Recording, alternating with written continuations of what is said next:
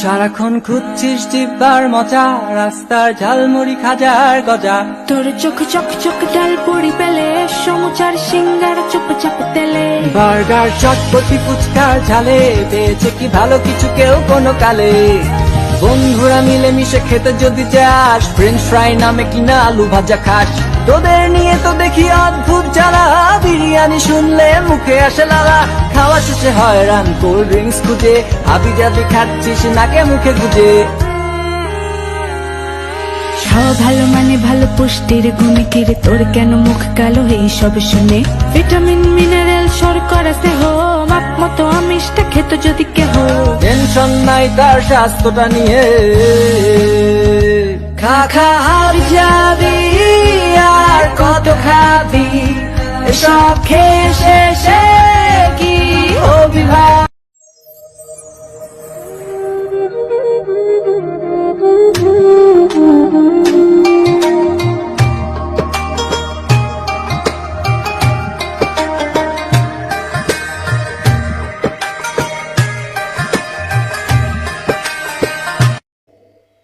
আসসালামু আলাইকুম দর্শক, কেমন আছেন সবাই? আশা করি নিশ্চয়ই সকলে ভালো আছেন। foodblog.com বাংলাদেশ চ্যানেলের পক্ষ থেকে সবাইকে মাহে রমজানের শুভেচ্ছা। এখন যেহেতু সেহরির সময়, তো 3টা 20 বেজে গেছে। এই মুহূর্তে আমি আপনাদের সামনে সেহরিতে উপস্থিত হয়েছি একটি খাবার নিয়ে। সেই খাবারটা কি, তো সেই খাবারটা সম্পর্কে জানতে হলে তার আগে আমাদেরকে একটা প্রতিবেদন দেখতে হবে। আর এই প্রতিবেদনটা করেছে বাংলা ভিশন চ্যানেলের সাংবাদিক জুয়েল আহমেদ ভাই কিছুদিন আগে। চলুন আমরা সেই ভিডিওটাকে দেখে আসি। ভুট্টা ও চাল বাজার সাথে কাঁচামরিচ মাখা দিয়ে ইফতার করেন উত্তরের প্রান্তিক জনপদের মানুষ। এটাই তাদের কাছে মজাদার ইফতার। কখনো ডাল ভাত বা আলু ভর্তা দিয়ে সারতে হয় সেহরি। উত্তরের তিস্তার চর থেকে ফিরে জুয়েল আহমদের রিপোর্ট। সূর্য পশ্চিমে হেলে পড়লেই তিস্তাপাড়ের ঘরে ঘরে চলে ইফতারি বানানোর প্রস্তুতি। কেউ ভাজেন চাল, কেউ ভুট্টা, কেউ রাঁধেন ভাত মিষ্টি কুমড়া। একে বেঁকে বয়ে যাওয়া তিস্তার কোল ঘেঁষে নীলফামারীর ডিমলার পায়েসপুকুর শুধু নামই আছে, রাক্ষসী তিস্তা গিলেছে সবই। জীবনযুদ্ধে টিকে থাকতে নিঃস্ব মানুষের সংগ্রাম চলে নিরন্তর। রোজার মাসেও ভালো মন্দ জোটে না তাদের খাবার পাতে। চাল ভাজলাম, ভুট্টা ভাজলাম, মুড়ি এলে ইফতারি তৈরি করলে সবাই বসে খাবো। শহরের মানুষ যে মতন খায় ওই মতন হামা গরিব মানুষ নদী এলাকার হামা করে পাই। শহরের মানুষ নাকি অনেক নামি দামি খাবার খায়, আমরা যেটা পাচ্ছি ওটাই খাচ্ছি। সন্ধ্যায় ক্লান্ত শরীরে ইফতারিতে বুটবুন্দিয়া তো দূরের কথা, এক গ্লাস শরবত জোটে না ভাগ্যে। ইফতারিতে আছে আপনার ভুট্টা ভাজা, আবার চাউল ভাজা, সাথে আসছিল আপনার সাদা মুড়ি। এগুলো এতেই আমরা খুশি। ভালো মন্দ খাওয়ার ইচ্ছে জাগে। দূরের রাস্তা, টাকা পয়সা নাই, জমি জায়গা যা ছিল সব তো নদীত ভাঙে গেছে, টাকা পাবো কোথায়? সময়ের সঙ্গে বদলেছে অনেক কিছু, বদলেছে ইফতারির স্বাদ আর পদও, কিন্তু একটুও বদলায়নি উত্তরের প্রান্তিক এসব মানুষের সেহরি ও ইফতারি। সামর্থ্যের সবটুকু দিয়ে যা পান তাই দিয়ে ইফতার ও সেহরি করলেও এসব হতদরিদ্রদের পারিবারিক বন্ধন বেশ মজবুত। সারাদিন রোজা রাখার পর বাহারি সব আইটেমের ইফতারি তৈরিতে ব্যস্ত হয়ে পড়েন শহুরে মানুষরা, কিন্তু গ্রামীণ জনপদের মানুষের কাছে ভুট্টা ভাজা, মুড়ি, চাল ভাজা আর সাদা পানি হচ্ছে ইফতারের মূল অনুষঙ্গ, আর এতেই তারা তৃপ্তির ঢেকুর ছাড়েন। তো দর্শক, আপনারা জুয়েল আহমেদ ভাইয়ের সেই প্রতিবেদনটা দেখলেন। তো আপনারা অবশ্যই চিন্তা করে ফেলতে পেরেছেন যে আমি কি নিয়ে আজকে আপনাদের সামনে উপস্থিত হয়েছি। তো এ সম্পর্কে আমি একটু বলতে চাই যে আমাদের আজকের যে খাবারের শোটা, এই শোটা আমি শো আপ করছি না বা কাউকে আমি ছোট করার জন্য খাবারটা দেখাচ্ছি না। আমি খাবারটা উপলব্ধি করার চেষ্টা করছি যে আমাদের এই সমাজ ব্যবস্থায় যারা উচ্চ শ্রেণীর লোক আছেন তারা কি কখনো কল্পনা করেছি রোজাতে আমাদেরকে মহান সৃষ্টিকর্তা কিভাবে কি খাবার দ্বারা কিভাবে সেহরি করতে বলেছেন, সে বা ইফতারি করতে বলেছেন, সেই জিনিসটা কি আমরা উপলব্ধি করতে পারি? সেই উপলব্ধিটাই করার জন্য মূলত আমি আমার এই চ্যানেলে আজকে আপনাদের সাথে ওই খাবারটা শেয়ার করার চেষ্টা করব। যেই খাবারটা হচ্ছে উত্তরবঙ্গের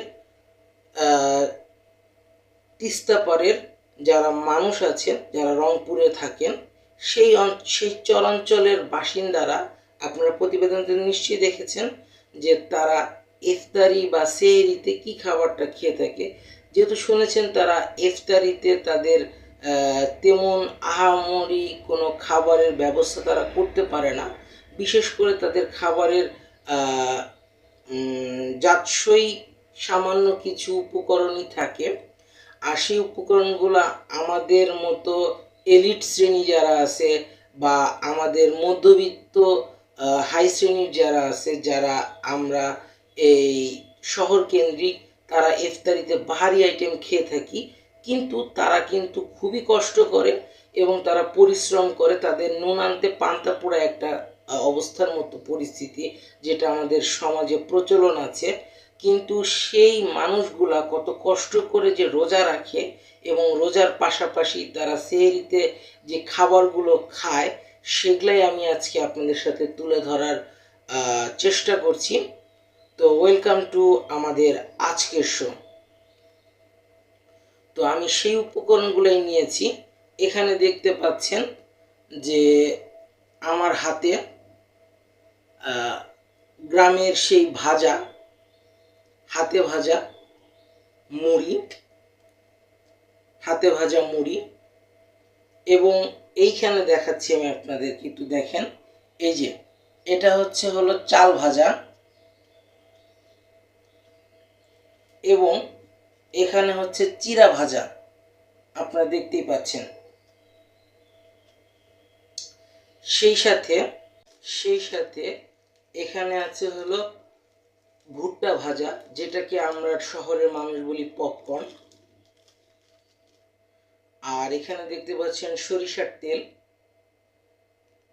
লবণ, এটা গরম মশলা গুঁড়া। আর আমি আরেকটা জিনিস দেখাচ্ছি দর্শক, কে কি দেখতে পাচ্ছেন সেটা আমি একটু হাতে নিয়ে দেখানোর চেষ্টা করছি। এই যে কাগজের মধ্যে যেটা আছে, এটা হলো শুকনা মরিচের গুঁড়া বা ফাঁকি।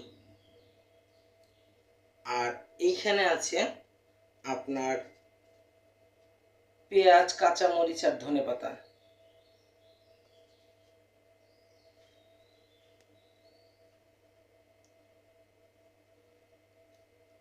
তো আমরা এক এক করে সবগুলা খাবার একসাথে এই খালি বলটাতে মিশ্রণ করব। মিশ্রণ করার পর খাবারটা টেস্ট করে দেখব কীরকম লাগে। অনুভূতিটা আমি আমার মতো উপলব্ধি করতে চাচ্ছি যে ওখানকার মানুষ কি কষ্ট করে খায় এবং তাদের খাবারটা টেস্টেই বা কীরকম, সেটা খেয়ে কি রোজা রাখা যায়, রোজা রাখলে কীরকম লাগে, সেগুলোই আজকে আমি আপনাদের সামনে তুলে ধরার মনস্থির করেছি। প্রথমে আমি মুড়িটা দিয়ে দিচ্ছি।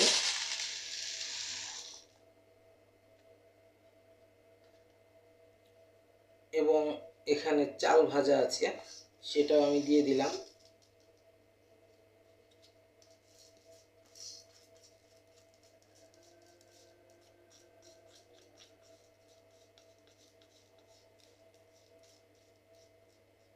মাইকে সেহরির এলান আপনারা নিশ্চয়ই শুনতে পাচ্ছেন। মসজিদের মাইক থেকে মুয়াজ্জিনের সেহরির এলান আসছে। আর এই যে চিড়াটাও দিয়ে দিলাম।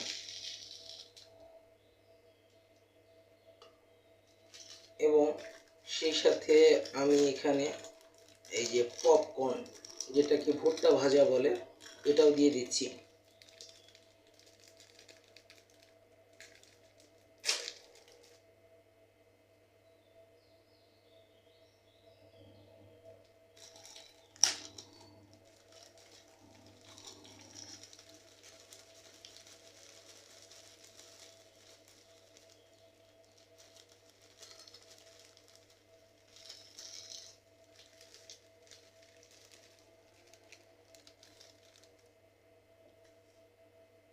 আর এখানে আছে আপনার সেই কাঁচামরিচ, পেঁয়াজ, ধনেপাতা, সেটাও দিয়ে দিচ্ছি।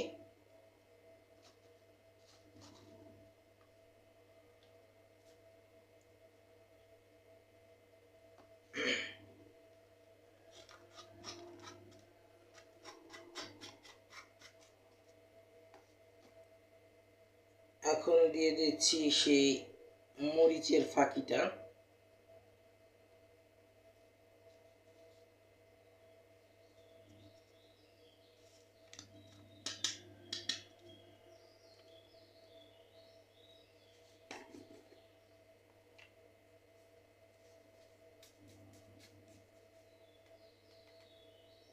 আর সামান্য লবণ।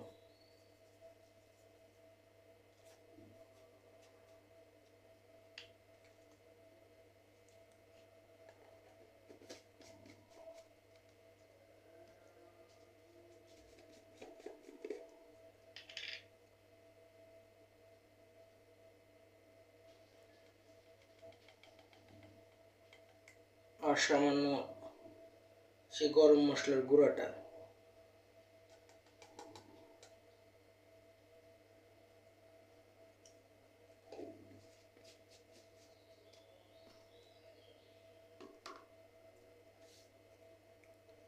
আর সেই সাথে দিয়ে দিচ্ছি খানিকটা সরিষার তেল।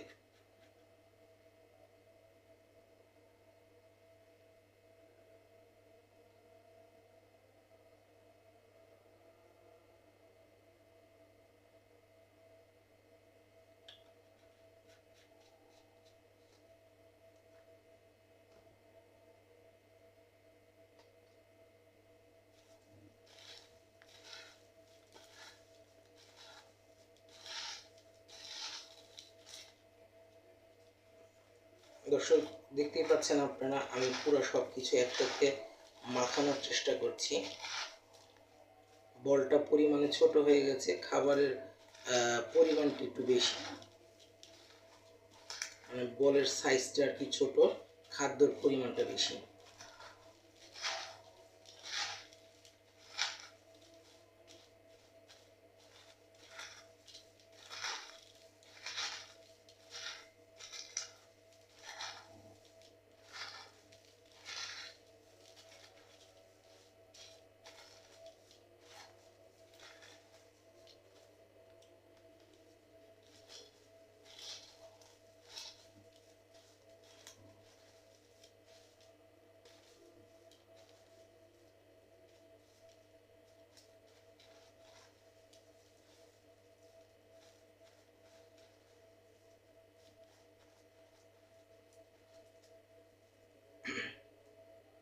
বিসমিল্লাহ।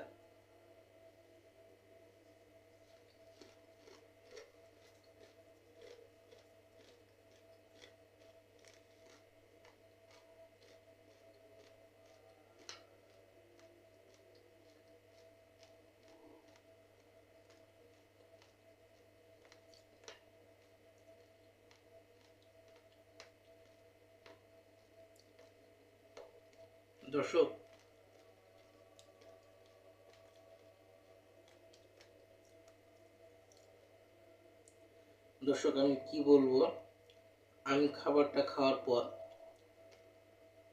আমার কাছে খুব কষ্ট লেগেছে।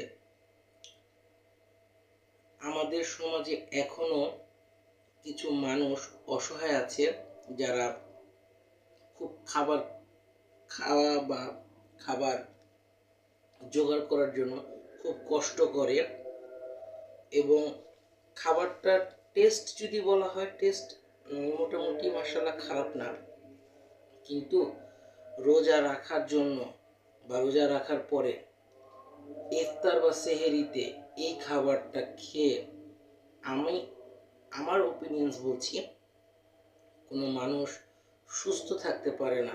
এটাতে পুষ্টিকর বলতে তেমন কোনো কিছু নেই, কারণ যেখানে মুড়ি আছে, হাতে ভাজা মুড়ি, মুড়ি মানেই তো বুঝতেই পারছেন চাল থেকে তৈরি, এখানে চিরা, সেটাও, সেই সাথে ভুট্টা, এখানে ভুট্টা যেটা সেটাতে কিছুটা আছে, এছাড়া আর বাকি পুষ্টি গুণাগুণ বলতে এটার ভিতরে তেমন কোনো কিছু নাই। এই জিনিসটাই আমি আর কি আপনাদের মাঝে তুলে ধরার চেষ্টা করেছি সেহরিতে।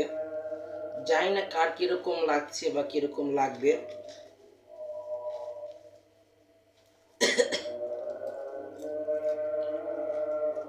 আমি বলতে চাচ্ছি আমার দর্শক শ্রোতাদেরকে, তো আমি আপনাদের সাথে এই খাবারটা শেয়ার করলাম, মিশ্র মাখা যেটা। এই জিনিসগুলোই, শুকনা খাবারগুলাই উত্তর অঞ্চলের বা নিম্ন আয়ের যারা মানুষ আছে, যারা আমাদেরই পার্শ্ববর্তী শহরের বাইরের অঞ্চলগুলো, বিশেষ গ্রামীণ অঞ্চলগুলোতে বা শহরের বিভিন্ন নিচু শ্রেণীর যে জায়গা, আমরা নিচু শ্রেণী বলতে বাধ্য হলাম কারণ তারা যে স্থানগুলোতে থাকে সেটা বসবাসের উপযুক্ত জায়গা না। যেটা বলছিলাম যে নিচু শ্রেণী, এটাকে কোনো খারাপভাবে নেবেন না, কারণ আমাদের সমাজে যারা খুব নিম্ন আয়ের মানুষ আছেন, তারা যে স্থানটাতে বসবাস করেন সেই স্থানটা বসবাসের উপযুক্ত না। একটা ঘিঞ্চি পরিবেশ, যেখানে মানুষের একজন সাধারণ মানুষ ছাড়া যারা মধ্যবিত্ত বা একটু হালকা মধ্য উচ্চ শ্রেণীর আছেন, তারা ওই পরিবেশে বসবাস করতে পারেন না। তো এই শ্রেণীর মানুষরা খুব কষ্ট করে সেহরি বা ইফতারিতে কি দিয়ে তারা খাবারটা সারেন রোজা রাখার জন্য, সেটাই আমি আপনাদের মাঝে তুলে ধরার চেষ্টা করছি। আমি আবারও বলছি, আমার এই ভিডিওটা দেখে কেউ এটাকে কষ্ট নিবেন না নিজের অন্তরে। বিশেষ করে কেউ এটাকে মনে করবেন না যে আমি তাদেরকে খাটো করা বা ছোট করার জন্য এই ভিডিওটা করছি।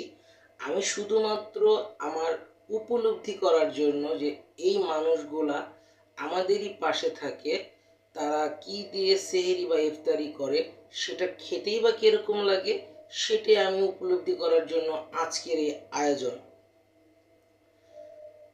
আমি আপনাদের সাথে আরো একটি কথা বলে রাখতে চাই, আমার এই ভিডিওটা দেখে কারো যদি কোনো প্রকারের কোনো ইচ্ছা জাগে খাবারটা কিরকম লাগে বা কিরকম কি, আপনারা ট্রাই করতে পারেন আপনাদের বাসায়। কিন্তু আমি একটা জিনিস বলে রাখতে চাই, আমাদের সমাজে আমরা অনেকে ধারণা করি আমাদের এই রাষ্ট্র ব্যবস্থায় আমাদের আর্থিক অবস্থা কোনো প্রকারই ভালো না, কিন্তু এই কথাটা আমি পুরোপুরি মানতে নারাজ। আমাদের সমাজ ব্যবস্থায় আমাদের অর্থ পর্যাপ্ত পরিমাণেই আছে।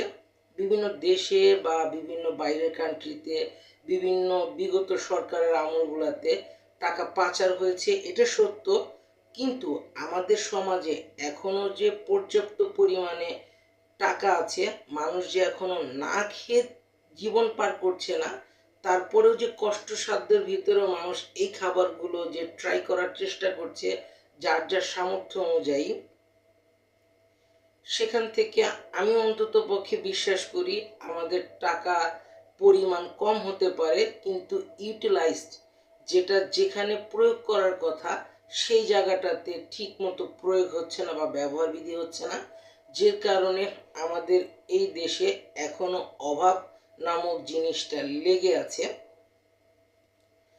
আর আরেকটি জিনিস আমি বেশ জোর দিয়ে বলতে চাই, আমার যতটুকু সামর্থ্য আমি সেই সব মানুষের পাশে দাঁড়ানোর চেষ্টা করব রমজান বা রমজানের বাইরে।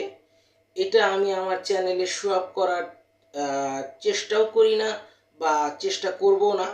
আর আমি সেই সব প্রতিবেদন বা ভিডিও সামাজিক যোগাযোগ মাধ্যমে দেখিয়ে বাহবা কামাতে চাইও না। অনেককেই দেখি, হ্যাঁ দেখানো ভালো, অনেকেই করেন, আমি তাদেরকে অ্যাপ্রিসিয়েট করি, তাদেরকে সাধুবাদ জানাই, তারা ভালো কাজ করছেন। যার জ্বলন্ত উদাহরণ আমাদেরই উত্তরবঙ্গের মানুষ রয় মানিক ভাই। তিনি তার বাসা বা তার এরিয়াতে তিনি কিন্তু অনেক দুস্থ মানুষ আছেন যারা সচরাচর সামর্থ্য রাখেন না, একবেলা খাবার খেতে পারেন না, তিনি তাদেরকে তার বাসায় মেহমানদারি করে থাকেন। সেটাও কিন্তু আপনারা সামাজিক যোগাযোগ মাধ্যম ইউটিউব চ্যানেলে, তার চ্যানেলের মাধ্যমে দেখেছেন। এছাড়া আমাদের আরেকজন আছে মানিকগঞ্জের ইঞ্জিনিয়ার সালাম ভাই, তিনিও কিন্তু দুস্থ মানুষদেরকে বেশ সহায়তা করেন। তিনিও রমজান বা রমজানের বাইরে বিভিন্ন মানুষকে খাওয়ান, কাপড় চোপড় দেন, সেটাও আপনারা দেখেছেন। আর আমাদের ঢাকার ভিতরে এরকম অনেক মানুষ আছে, অনেকেই করে। আমরা বলতে পারি যে আমাদের এখানে যেহেতু আমি মিরপুরের বাসিন্দা ঢাকায়, আমার এই মিরপুরেরই একজন বড় ভাই ফুড ব্লগার, উনি হচ্ছেন মিস্টার ফাইন ভাই। উনিও কিন্তু ওনার সাধ্য অনুযায়ী ওনার চ্যানেলের মাধ্যমে বিভিন্ন মানুষদেরকে সাহায্য সহযোগিতা করে থাকেন। উনিও মাঝে মধ্যে দুস্থ মানুষদের মাঝে খাবার বিতরণ করেন। তো এটা যার যার ওপিনিয়ন, সে কীভাবে কী করবে। আমি আমার সামর্থ্য অনুযায়ী আমি মানুষদেরকে সাহায্য করার চেষ্টা করি। আমি একটা জিনিস আপনাদেরকে বলে রাখতে চাই, বিগত করোনাকালীন সময়ে আমি কিন্তু আমার সামর্থ্য অনুযায়ী রমজানের সময়গুলোতে কিছু অভাব দুস্থ মানুষদেরকে সহায়তা করেছি। আমার যতটুকু সামর্থ্য দিয়েছে মহান সৃষ্টিকর্তা রাব্বুল আলামিন, আমি আমার সামর্থ্য অনুযায়ী শেয়ার করেছি মানুষের সাথে। এবং এটি হচ্ছে প্রকৃত প্রত্যেকটি ধর্ম, বিশেষ করে ইসলাম ধর্মের শিক্ষা এটাই। আমাদের নবী বলেন, তোমাদের যার যতটুকু সামর্থ্য আছে সেই অনুযায়ী তোমরা তোমাদের পার্শ্ববর্তী ভাইদের জন্য তোমরা সাহায্যের হাত বাড়িয়ে দাও। তো এইটাই আমার কথা, যে আপনারা যদি এই খাবারটা কেউ ট্রাই করেন, কারো যদি এই খাবারটা খাওয়ার পর যদি কষ্ট লাগে বা কারো যদি অনুভূতি জাগে, তাহলে আপনারাও আপনাদের মতো করে আপনারা এইসব দুস্থ মানুষদের জন্য রমজান বা রমজানের বাইরে বা ঈদে বা ঈদের পরে কিভাবে সাহায্য করা যায় সেটা আপনারা চেষ্টা করে দেখবেন। আর এইটাই আমার ছিল আজকের খাবারের ভিডিও। যদি আমার এই পুরো ভিডিওটা আপনাদের যদি ভালো লেগে থাকে তাহলে লাইক, কমেন্ট, শেয়ার করে দিবেন। এবং সেই সাথে আমি আবারও বলছি যে আমার এই ভিডিওটা দেখে কারো যদি মনে কষ্ট লেগে থাকে বা কেউ যদি হেয় প্রতিপন্ন মনে করেন, আমি তার কাছে ক্ষমা চেয়ে নিচ্ছি। আমি কাউকে ছোট বা খাটো করার জন্য ভিডিওটি করছি না, আমি ভিডিওটি করছি শুধুমাত্র মানুষের মাঝে তুলে ধরার জন্য। আমাদের পার্শ্ববর্তী সমাজের মানুষরা কি খাবার খেয়ে সেহরি বা ইফতারি করে সেটাই আপনাদের সাথে তুলে ধরার চেষ্টা করেছি। তো দর্শক, দেখা হচ্ছে আপনাদের সাথে নতুন কোনো ভিডিও নিয়ে, নতুন কোনো খাবারের সন্ধানে। সেই পর্যন্ত আপনারা ভালো থাকবেন, সুস্থ থাকবেন। আল্লাহ হাফেজ, বিদায়।